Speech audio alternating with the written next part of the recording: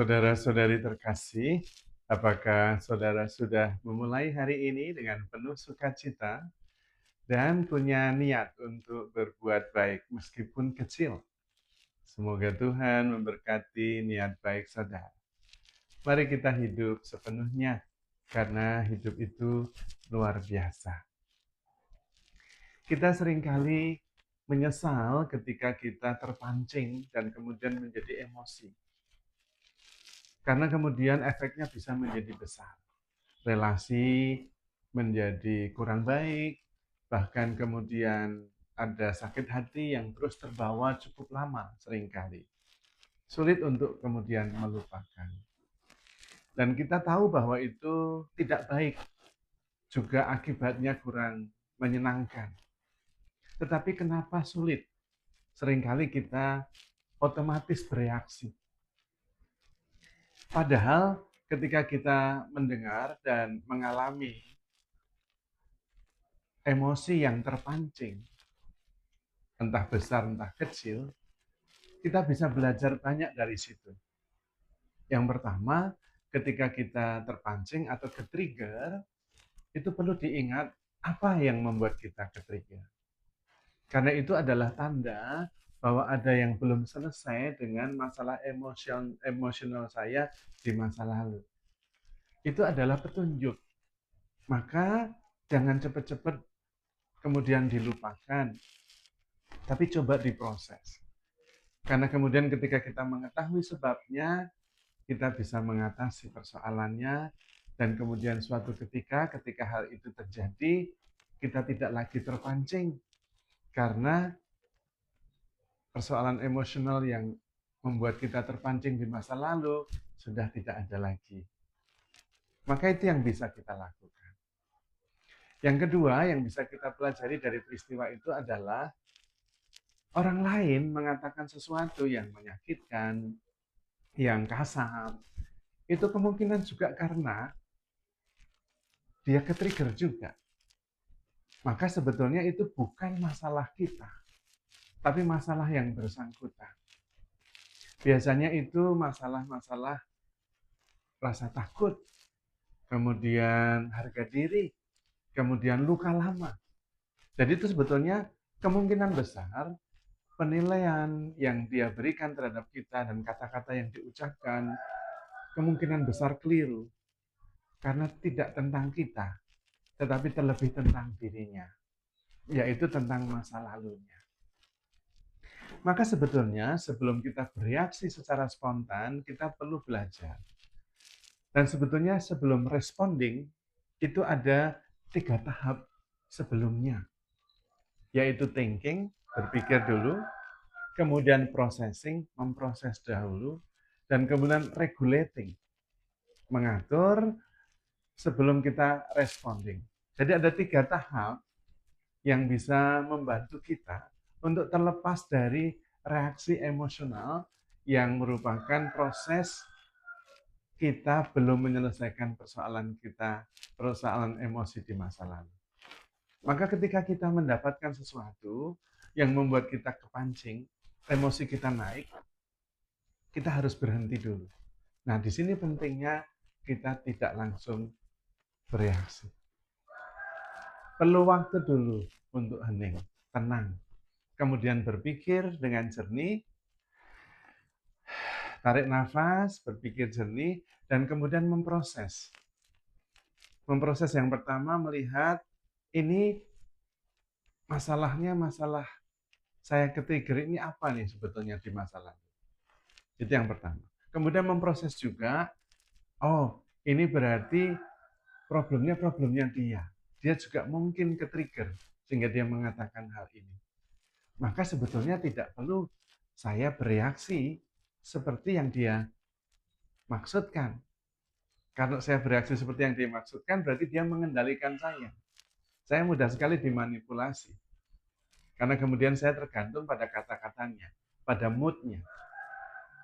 Nah, sesudah memproses hal itu, kita kemudian bisa meregulate. Meregulate itu menata kembali, supaya kita bereaksinya nanti dengan jernih. Baru kemudian kita bereaksi. Contoh sederhananya ketika ada orang mengatakan, monyet ya kamu ya. Itu pertama-tama adalah sebuah kesalahan. Pertama, dia salah melihat. Jelas saya bukan monyet. Tapi dia mengatakan saya monyet, itu berarti dia yang salah. Entah kacamatanya harus diganti, atau isi pikirannya harus diubah. Karena jelas salah. Kalau kemudian kita ragu, coba kita lihat. Ini processing namanya. Lihat apakah ada ekor di bagian belakang kita. Kalau tidak ada, benar dia berarti salah. Maka tidak perlu kita bereaksi emosional, wong ada orang salah. Maka kemungkinan besar kita meregulir. Nah, kemudian reaksinya bisa kemudian mengatakan, maaf, mungkin Anda harus periksa kacamata, karena saya bukan monyet. Atau mengatakan, maaf, mungkin isi pikiran Anda perlu diperbaiki, karena keliru melihat seperti ini sebagai monyet. Nah, itu masih harus diubah. Atau nggak usah mengatakan apa-apa, dan coba lihat di bagian belakang dan katakan, enggak, saya enggak punya ekor. Selesai. Itu namanya responding sesudah melalui berpikir, kemudian processing, kemudian regulating, baru kemudian respon. Maka kita tidak reaktif. Tapi kalau mengatakan, waduh Romo, sulit proses itu. Harus perlu waktu. Oke, kalau seperti itu, tetap harus dibutuhkan, tidak usah proses panjang-panjang, karena mungkin sulit, karena peristiwanya seringkali begitu cepat. Berhenti sejenak. Dan kemudian memilih untuk mencintai. Apapun yang terjadi, prinsip saya tetap mencintai. Bukan karena dia itu pantas dicintai, bukan. Pertama-tama bukan itu. Tetapi karena saya adalah cinta itu. Saya adalah cinta. Maka yang tersinggung itu bukan cinta, yang tersinggung itu ego. Nah, ini prinsip yang jalur shortcut, jalur singkat. Kalau tadi ada 4 proses dalam merespon, ini jalur singkat satu saja. Hening, dan kemudian mengambil keputusan, I am the love, maka saya tetap mencintai. Yang tersinggung bukan saya, tetapi ego. Bukan cinta, tetapi egoisme. Nah, dengan cara itu kemudian justru ego kita semakin menurun dan kasih semakin terbuka, mengalir dari diri kita yang sebenarnya. Yang sejak semula dan selama-lamanya kita adalah kasih. Maka prinsip ini benar. Apapun yang terjadi, cintai saja.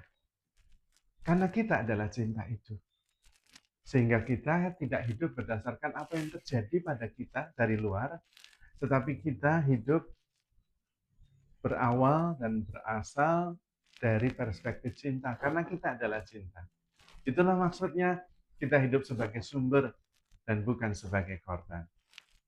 Dengan cara demikian kemudian kita bisa memancarkan cahaya kasih itu kemana-mana. Maka mari kita terus belajar. Karena belajar berarti bertobat. Dan masa prapaskah adalah masa pertobatan.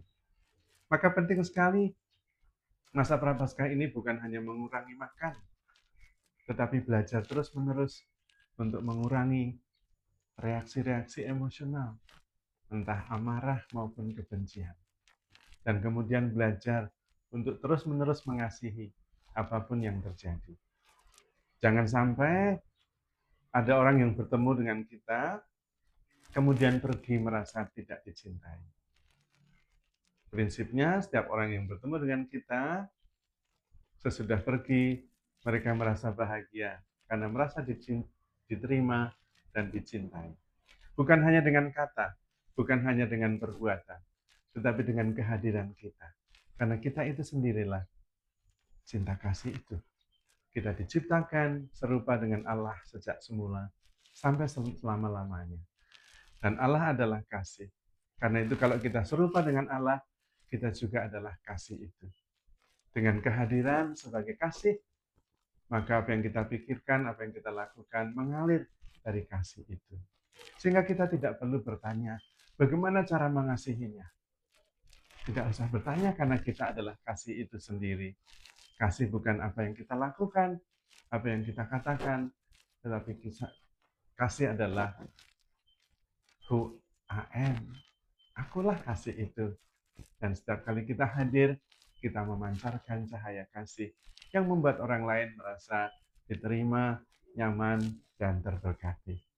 Maka saudara-saudari terkasih, handle yourself with care. Because you are loved. Tuhan memberkati.